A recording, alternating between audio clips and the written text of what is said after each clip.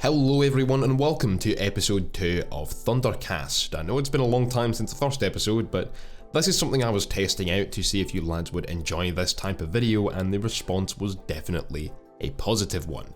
So, in this series what we do is take War Thunder matches that kind of showcase a point or answer a question about the game, and you can feel free to either listen to this video as a podcast or take a look at the gameplay in the background. In the last episode, we answered whether the M1A2 and its lineup could compete with the very strong Russian teams after the addition of the T-72B3, and in today's video, I want to talk about top tier jets and answer specifically, is the gameplay in top tier RRB really skill based? Now, the first clip I want to show you in today's episode, we're going to address one thing right off the bat, alright? If you retain absolutely nothing else from today's episode, please remember this. How often have you heard that mantra of, you don't climb in top tier jets? People have been saying this for years, and back before we got things like the F4 Phantom and Mirage and MiG-21 Best Now, which we're playing today, it was true. When 9.0 with the F2 Sabre, MiG-17 and CL-13A was the top rank, climbing in top tier jets was a waste of time. That is no longer the case, hasn't been all year. A jet below you is food, a jet above you is death. You need to climb in top tier jets. Please, for the love of God, do not play your MiG-21s and F4Es the way you played Hunter F1s and Sabres back in 2018. The same rules do not apply. I know, crazy, right? But we're going to talk about why today. I just wanted to get that out of the way first before we get into the video proper. So a couple of things to go through. Number one, what I've decided to do with this series is make it ad-free, or as ad-free as I can make it on YouTube without running into various hiccups. If you make videos completely unmonetized, a lot of you won't know this, YouTube likes to throw ads on them anyway, but then not promote them to viewers because YouTube's algorithm doesn't like unmonetized content. But this series will be as ad-free as possible and instead crowdfunded by you guys on Playstow. So if you want to join our supporters for as little as 10 cents a month, it's super easy, check it out at the link below. The second thing is that we are going to be hosting a custom battle based on a very famous aerial battle from the Vietnam War, Operation Bolo, for an upcoming video. That's happening next weekend, and we need some more MiG-21 players, so if you want more information, join the Discord, link to that is also below, and there'll be some information flashing up on your screen now. So I've got 3 matches to show you today, and in this first one we are going to make a bit of a mistake, and I will talk about it later on. In the second, we're going to have a look at how and why a team just absolutely fell apart. And in the third, well, you want to see the third, trust me. Now, players just need to understand that jet gameplay at top tier isn't based on skill at all, and never will be, with missiles deciding every fight. Instead of involving yourself in a fight where either enemy can win by outplaying the other, you're able to reliably kill enemies without even looking, yeeting off a missile from 2 to 3 kilometers away, perfectly safe from any sort of counter. Over the past 30 games, I haven't been killed by guns once, just missiles I either couldn't see coming, or did see but couldn't do anything about. Bang, insta-kill. How is it fun or skillful to press 2 buttons and watch your 20G AIM-9J go off to do the work for you? How is it fun or skillful to be mid-dogfight and have missiles come at you from random directions which you can't dodge by a player who wasn't even spotted because he was miles away or above you? Dogfights require skill. All Missile Thunder requires is sending off a Sidewinder or magic and hoping there isn't one coming for you. It's purely about RNG. Guess what? It's not fun for me either. I ain't a moron just complaining I always die with no kills. I get lots of kills, but none of them require skill on my part because I'm always 2 clicks away from dropping a missile and getting a kill, mostly on an unsuspecting enemy. If I can get a lock, I can get a kill. What you do after hitting those 2 buttons is irrelevant to whether the missile gets the kill, so how is it anything to do with player skill? There is no counterplay to Missile Thunder, no tactics, and no skill. Once you fire a missile, it is pure luck whether you get kills and whether you stay alive. That was a comment I got on one of my videos from last patch, and the guy went on to suggest nerfing all missiles and giving all aircraft at the top BRs flares, historical or not. Basically said until that happens, he's going to stick to lower tier gameplay. How did you feel when you heard me read that? Were you angry? Did you agree with the guy? Were you laughing at how bad he must be to believe any of that? Or did you listen objectively and realise that there is a wee bit of truth to what he was getting at, and that this commenter is discussing a very real issue? He's just wrong about the cause. There are two camps of people claiming the whole "there's no skill to top tier jets" kind of thing, the first being people who continuously die without accomplishing anything, kinda like those two Phantoms who have radar warning receivers and aim 7s and just died to my two R3Rs head on. And they're jumping on this bandwagon to excuse their own poor performance when they're just not very good players. But there is another group of people claiming that, and actually where this mentality started, is with good, skillful jet players, in fact some of the best jet players in War Thunder prior to the patches that gave us things like missiles and Phantoms and so-called Missile Thunder. And these people aren't saying that there's no skill because they can't get kills. They're saying it because they find it too easy to get kills themselves, they aren't being challenged. But then they end up getting killed immediately afterward by a player who is objectively much worse than they are. The short answer is that what they're doing is making the mistake I made in this match, getting tunnel visioned on one kill and making themselves easy prey for someone else. But that's nae helped when some players are like this guy. Now I've thrown this extra clip in here because it shows pretty clearly the calibre of player at top tier, which is the most major reason for the perceived issues. This guy isn't the worst player on his team. He's climbed to altitude using his jet's performance and used his aim 7 Sparrow against me, but then literally seconds after turning against me, in fact still while in that same turn, he forgets about me and sits in a straight line with a MiG-21 on his 6, trying to missile the MiG-19. And the even sadder thing is, he kills the MiG-19. Now that guy, that Phantom, might go and say there's no skill in top tier jets because, and this is giving him a lot of credit, let's say he was fully aware of how stupid a move it was to literally hand me his ass to shoot at, pay no attention to the MiG he was mid-dogfight with. He still got a kill. And the thing is, he's right.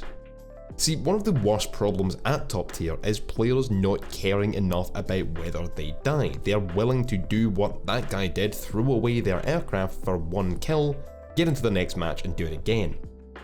And that would have really pissed off the poor MiG-19 player because you can't combat someone properly who isn't attempting to look after their aircraft. A skilled Phantom player would have seen that he could not kill the MiG-19 without dying, therefore not engaged, or at the very least focused on surviving the bigger threat, me. The MiG-19 should have been safe in that scenario. That guy, however, let himself die to clean up a single kill, and this is the reason why some players claim that there is no skill to top tier, because other players like that Phantom, can end up killing them. Oh, and just for the icing on the cake, the third kill we got that game was another Phantom who'd literally turned around right in front of me and flew away from me, just sort of letting me sit on his 6 until he died. Yeah. I've found it super difficult to even work out how to begin to approach this topic, and this is why I think no YouTuber really has. Because all of the tactics and skills that need to be talked about when it comes to missile combat as your primary form of engagement require a sort of prerequisite of it being normal to climb to 30,000 feet, focus on surviving even if it means you have to pull off and let that guy live, and understand how to use missiles and how to skillfully combat them. For example, people have been puzzled by why their aim 7 Sparrows so often just fly out and detonate in front of them instead of tracking. That's not a bug, that's to do with how the missile works, and it is realistic. We'll get to that. They also require some changes to the game itself, which we've been asking the devs for over and over again with zero response. 1. Spotting system needs improving. At top tier, having aircraft 2 kilometers off your nose unspotted is unacceptable. The guaranteed spotting range should increase with the tier. 2. Much bigger maps are needed. There is not nearly enough room to hold proper skill-based BVR fights, and it's way too easy to spawn camp. You can fly airfield to airfield in about 40 seconds, when that can take 6 minutes in a BF-109. And 3. Team size needs to be reduced. This is something Spitfire's also been saying. In my opinion, 5v5 is plenty for top tier games. especially when the majority of jet dogfights using these generations of fighters historically were 4v4 at maximum, or more likely 4v2 or 2v2. 15 versus 15, that just doesn't work. Too many players. I mean, that can be literally 200 missiles or more within a 20km area. How is anybody supposed to work out any sort of tactical plan and all that? No wonder people think it's just luck. Of course, if 5v5 becomes the game size, which would also vastly shorten queue times and allow for more decompression, aka better balance, we need to also reduce the squad size, because a 4-man squad against 5 randomly assigned players will win every time. In my opinion, maximum squads of 2 at that tier rather than 4 works well. So let's have a look at this fight, which went a lot more in our favour. We've climbed up to some 29,000 feet, and we do this for several reasons. I said I was going to come back to this. First of all, I'm at Mach 1.5 when I launched that radar homing missile, which you need altitude for it to work in the first place.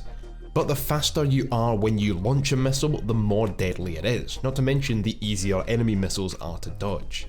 You can also use your missiles not just to kill enemies, but to force them to drop their altitude and lose some speed defeating them, which is exactly what the F4E is doing to me right now. That way you have the advantage. See, the reason you didn't climb in jets back in, 2018 in your best jet in the game, the CL-13A, is because the higher altitude you reached, the more performance you lost, and unlike in props, where climbing is the meta, you don't gain energy by being at altitude, because all our old jets could reach their own maximum speeds in a straight line on the deck anyway. Having altitude gained you nothing. By the way, that's another Phantom who, even after doing the smart thing and gaining the advantage over me like we just said, forgot about me after 1 turn and presented me his 6 to shoot at. Somebody else just took the kill by half a second. In top tier these days, none of that about climbing is true. These jets have much better performance at high altitudes, literally double the speed. Your missiles track better at high altitudes, and at higher launch speeds, that's something most people don't seem to realise. Your radar works better the higher you are, your radar homing missiles require altitude to avoid ground clutter, your missiles in general have a greater range if you fire them, A, in the thin air at high altitude, and B, downwards rather than upwards, because missiles, just like aircraft, lose speed if they have to climb, and altitude over your opponent gives you every possible advantage if you need to disengage. You also need to think about where you are on the map relative to your team's airspace and the enemy team's. Sticking to your half of the map unless you're flanking around the enemy team and forcing them back and back and back until they run out of room. It's more similar to tank battles in that regard. And that's because your engagement distances cover so much of the map. Like I said, it's 10 times a gun-only fighter, even a jet fighter. In that last match you saw, the enemy team lost hard, because they weren't thinking about any of this. Besides the 2 players that took altitude, one of which died instantly to our radar homing missile, the rest of the team were flying in circles at low altitudes, able to be engaged at literally any point by me and my teammates higher up, without presenting us any threat whatsoever. They were flying well over the halfway point of the map, meaning they are always presenting their 6 to somebody close and can't escape because they can only go just over Mach, while us at high altitudes can easily outspeed them by 500 km per hour or more. And the sad thing is that after combating that one Phantom who sacrificed the advantage he gained over me with his AIM-7s for no reason whatsoever and got himself killed, none of the rest of the game did require much in the way of skill from me, because I wasn't really threatened by any of those players. I'd love to have been able to show you some more fights at high altitudes and how they worked, how to beat AIM-7s without just hiding from them on the deck, how to disengage and re-engage, and why there is a lot of skill to fighting at top tier. In fact, there should be the highest skill level there. But nobody really presented me with that challenge. Nobody on the enemy team understood how to fight at these tiers, and that made them easy prey for me. Which, in their defense, Gaijin did a pretty poor job of explaining to players how to use the new weapon systems and jets they were implementing, kind of leaving us content creators to do it. But we can't do that if we are not being presented with the sorts of challenges players need to know how to fight. In fact, Gaijin even added a tutorial for capital ships this update, but none for missile combat and top tier jets? So let's take a look at a game that was a lot harder to win. In fact, we basically had to carry this team by the scruff of their necks to victory, and while we're of course climbing to altitude to secure the most important advantage we can get, I just want to cover one thing. My radar is square shaped. This is, in my opinion, much more useful, and you change it in options under air battle settings, go to use rectangular radar indicator. You would not believe how frequently I get asked about that. I am going to focus on missile combat at top tier in some future videos. It seems to be where there's a hole in the content creator community, and that leads to an overall lack of knowledge because tactics aren't being discussed and shared. We've got content creators who focus on tanks, on prop dogfights, even those like Napalm Rat and Flipped Stug who fill the gap in naval forces content, as well as those who are fans of close range gunfighting and jets. So in future, I'd love to be that guy for missile combat, especially if more modern aircraft are soon to come, which I believe they are. So to get back to the game at hand, I noticed I was being spiked or radared from the right side on the radar warning receiver, which told me the Mirage was over here. I lock him up and throw an R3R in his direction. There was no chance that was going to actually hit him. It did prevent him from being able to take a head on against me, although at that close range it was probably unnecessary anyway. I immediately go to gather the altitude back and make sure to retain my speed, that way nobody should be able to run me down, and while I am far into enemy territory right now, the enemies are all clustered together fairly close, so we should be alright.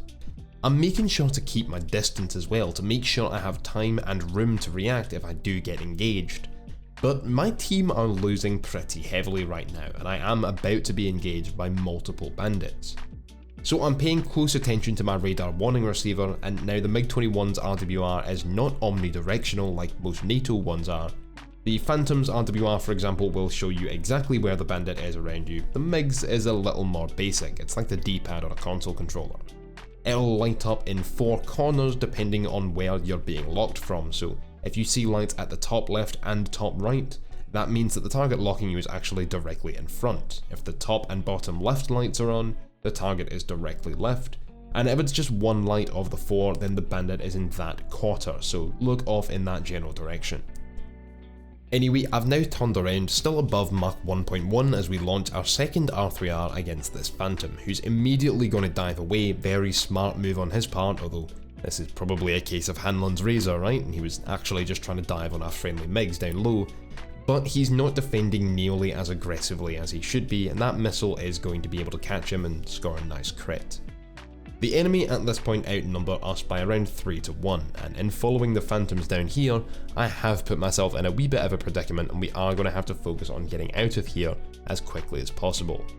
Now here's another thing that seems to confuse a lot of players, and that is the capabilities of different missiles. To give a clear example, I know R60s say on the stat card that they have a 30G overload just like Magic's, as opposed to a 20G overload on the AIM-9J, but the AIM-9J is a much better missile. It accelerates quicker, pulls quite a bit harder at most speeds and altitudes, and will respond to its target's movements more quickly.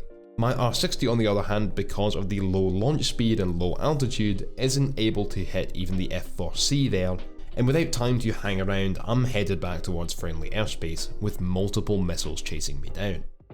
Now, it might seem as though I'm not overly worried about those missiles, but that's because I know they don't have the range to hit me. We're outside what's called the MAR, or minimum abort range, and what that means is that as long as my nose is pointed away from those jets, their missiles will run out of energy before they catch me. This is the best way to fight missiles, as they only have any sort of propulsion for the first second or two of their flight time. After that, they are gliding based on the speed they already have.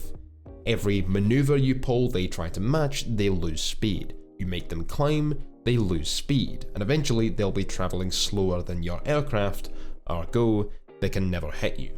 But given that I try to turn towards my airfield to try to defend my last remaining ally, those bandits on R6 have caught up enough that I do have to dodge these missiles. And I've had to leave my friendly to his own thing. The best I can do at this point is lead these guys away from him so he's only in a one-on-one. If you're watching the gameplay, there is a second friendly player flying around, however, he is already dead. He's missing a wing, counts as having been killed, and he will be kicked from the match as soon as he hits a map border, so there's no point counting them. Now this is where things get really dicey. We're in what is a 5-1 as my last remaining teammate is going to be strafed on the runway by the F4E. There's also 2 F4Cs, an FG1 and a Mirage flying around, but I will have the best thrust to weight ratio of any aircraft here in the MiG-21 BES. I pinged the map there as I see the F4E doubling back to let my friendly know someone is coming to strafe him, but unfortunately there was nothing he could do about it. I've got those Phantoms launching multiple missiles, once again from far too far away to be able to hit me, and fired from low altitude up in a tail chase, which is the worst possible use of those missiles. What's more of a threat to me right now actually is my fuel. Within the next couple of minutes I am going to have to attempt a landing, so I'm probably going to need to defend against missiles that do actually stand a real chance of hitting me, although I'm counting on the Mirage being out of missiles, and there are no AIM-9Js I need to worry about for now, which is good, as it means I can rely on my flares. See, the MiG-21 BES does carry a flare pod, but that doesn't make it nearly as missile-proof as you might think. Flares need to be used in very specific ways and work differently depending on the missile fired at you. On the Phantoms, flares typically work very well because you're mostly defending against R60s, which have a very wide what's called COV or cone of view. This means the area in front of the missile where its seeker is searching for a target. A wider seeker angle is good for higher off-boss height launches, but bad when you realise it makes them more easily fooled by flares. All you have to do against them is come off the afterburner, flare and turn, and you should be good. AIM-9s and Magics on the other hand have a much tighter COV, which means if you're flaring while in a turn, chances are they won't even notice the flares because their seeker is pointed directly at you, not just in your general area. What you have to do then is make sure that the flares are within the COV of the missile coming towards you, so you have to not turn across it, but first turn fully away from it, then flare and drop the throttle to around 70%, then continue flaring and turn away. There's also pre-flaring, which is a wee bit more complex, we'll go over that in another video, but basically what you do is start flaring when you think the bandit is about to launch at you, and the missile may never see you in the first place. Took the opportunity to go in for the gun kill on one of the F4Cs, and now I've got the F4E coming head on against me. If you notice, we're also being radar locked from the right side. That's actually the second F4C, who isn't really a threat at this altitude. And I know the F4E isn't locking me, so he's not using a Sparrow. Snap a quick shot off against him, get a crit, although the already dead teammate is going to end up being credited with that kill for some reason. I am still, however, going to be in a 4-1, and I really considered landing and bailing out here, saving my pilot and giving the enemy team this match. However, as I saw I did have the time to take off and accelerate without being strafed, and I knew that the remaining F4s aren't really a threat now that the F4E is gone, the FG1 might be a bit difficult to deal with, but really it's only that Mirage I'm worried about. So I decided, what the hell, I'd give it a go. So as we come into land here, let's assess what we've been over today and have another look at that comment I had left on one of my earlier videos. Missiles, once fired, are primarily out of your control, it's true, but that doesn't mean they're not skill-based to use. You need to think about the launch speed and angles, altitudes, and how you're going to disengage, or more importantly, what dangers it might put you in to get that missile off in the first place. To use a heat seeker, for example, you just need to be roughly on the Bandit 6, which isn't too difficult to get to, especially if you use even a little bit of an altitude advantage. But if putting yourself on his 6 also puts half his team on yours, that's him covering his ass. Don't engage him, because while you might kill him, you will die in the process. This is where the whole no skill in top tier jets idea kind of comes from, players not considering that just because they can get a kill doesn't mean they should if it'll cost them their aircraft to do so. In lower tiers, the only time that's the case is when you spot a bomber and hope that your team doesn't entirely lemming train after them, leaving you to go 1 versus 6 against the enemy fighters. Well, there's no bombers at this tier, so everyone should be fair game, right? Well, no. It's a bit like a chess game. Let's say your opponent has their bishop, a relatively valuable piece, completely exposed, or at least it appears to be exposed. You send your queen to take that bishop, and then your opponent's knight jumps over and takes your queen. You wouldn't go saying that there's no skill to chess, now would you? Anyone can move their queen to take that bishop. The skill is recognizing why you shouldn't. Now, chess comprises a flat board with a bunch of pieces exactly mirrored on both sides, and each opponent can take as long as they want to decide on their next move, with nothing changing in the meantime. When it comes to missile combat in Mach II fighter jets, things are a lot more complicated. You've got a 3D environment with multiple jets on each team all moving around at once, different missile types and technologies you have to think about using and fighting, and the ticking clock of your fuel timer, as well as now a 25-minute time limit on the match, which I don't fully agree should have been done. I think that's way too short for mid-tier matches. 35 minutes would work much better. So the whole idea of there not being skill to using these jets and getting kills with them does have some merit, but only because the majority of players are giving up trying to keep track of the 10 to 15 jets on the enemy team and their missiles, and are instead just throwing themselves into a low altitude furball looking for any kill opportunity they can take, without a care in the world about the consequences of committing to a kill. Lowering the team size to 5v5 and extending the maps to 128 square kilometers rather than the 36 to 64 we get currently would go a long way in helping this, as will more YouTubers who understand this topic covering it in their videos. To get back to the match at hand, that's another Phantom with a radar warning receiver and his own Fox 1s who just died to an R3R without even locking me up in return. I was going to launch one at the Mirage as well, who was a wee bit late to get me on the runway, but I didn't think I'd be able to hit him, and I am very keen on saving these R3Rs right now. Didn't get a good enough lock to launch at the F4C either, and now we are disengaging up to altitude. This forces the enemy jets to come climbing after me. Again, that F4C is launching missiles that have no way of hitting me. I know the stat card says that AIM-7s have a very long max range, in fact 50 kilometers on the AIM-7E, but in a tail chase at this altitude, the range of those missiles is more like 8, so it's unlikely that AIM-7D ever picked me up in the first place. Now I'm coming back up to altitude, which does mean that those missiles have a greater range and do pose more of a threat, but I can very easily dive if need be to defeat any that are launched and could threaten me. And in the MiG-21 BIS, I do have the highest climb rate in the game, so let's put it to work.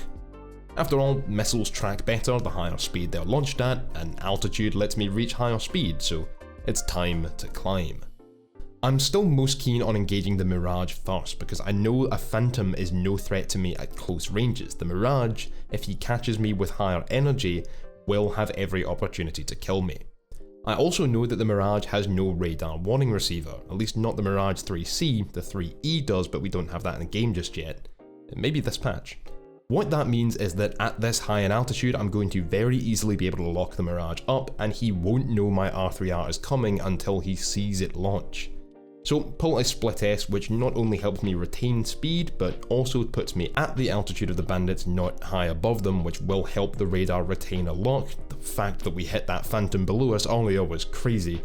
I made sure I was above Mach 1 when we launched, that way the missile doesn't have to break the sound barrier itself. Lock the Mirage, Fox 1, and there we go, Splash 1 Mirage. And the Mirage, if he'd have dodged that, would have made himself a very easy gun kill. Now, all we have to do is out-dogfight an F4C to clutch this very enjoyable match. Not exactly a difficult challenge for this aircraft. Top tier jets should be the absolute most skill-intensive part of War Thunder, and most of the people claiming it isn't are doing so because they just don't know what they're doing with all of this new technology. But even for those who do understand how to use their jets and their missiles, they're fighting with and against teams that don't, and things really don't feel all that challenging before you end up dying because you had to sacrifice advantages to combat everybody down at low altitudes. Either that or get screwed in a 9 versus 1 because all of your team died without accomplishing anything. I hope, however, that having seen this video and the several I am going to make on this topic in future will encourage people to try and fly with a little more confidence in their own skills, as well as encouraging Gaijin to implement those changes I mentioned to the game itself. I highly recommend getting some squads together and flying at high altitudes using your radars and your missiles properly. Hopefully you'll meet an enemy squad doing the same, really have a challenging fight, and see just how much fun it can be. Maybe it'll even be me you lock up. Until then, thank you for watching this episode of Thundercast, and we'll catch you again around Christmas time for episode 3. Come join our Operation Bolo event, keep your kilts on, and I'll catch you lads on the battlefield. Are you going to land on sea and capture it? Actually, sure fucking land am. on sea and I'll clear it for you. I do indeed plan on landing right now. Do you see the thingy, the 285? Nope. Yeah, let me just go a little higher than gets killed. Ah, yeah. What did I tell you? Okay, he's right to your left.